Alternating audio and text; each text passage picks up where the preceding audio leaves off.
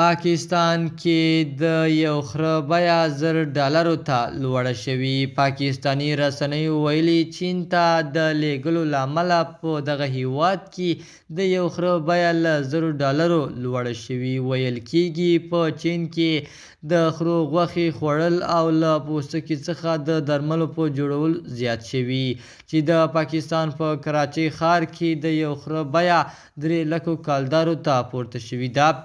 یو شمېر پاکستاني رسنیو له قوله د 2023 کال د سروې له مخې په پاکستان کې د یو کال په لړ کې د خرو شمېر زیات شوی و.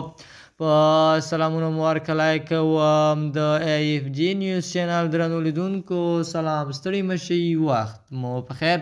پام راګرځوم د دې ساعت مهم خبر ته په سر کې یادونه کوم ملګرو که مو چینل نوي سبسکرایب کړی د مهمو خبرونو لپاره در سره AFG نیوز چینل په درنښت سره سبسکرایب کړئ. خره ولې په کمیدو دي؟ د نړۍ لر او بر کې د خرو نفوس ځکه له سخت خطر سره مخامخ دی ځکه چین کې د پوټکي بازار خورا تود دی چې په دې درملو او دودیزو خوړو کې ورنه کار اخیستل کېږي.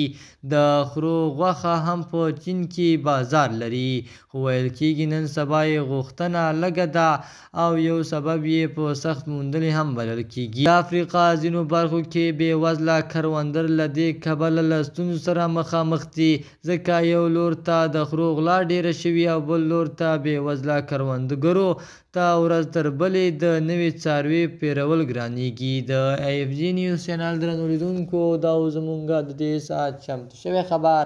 تر بیا ښې چارې، د الله په امان.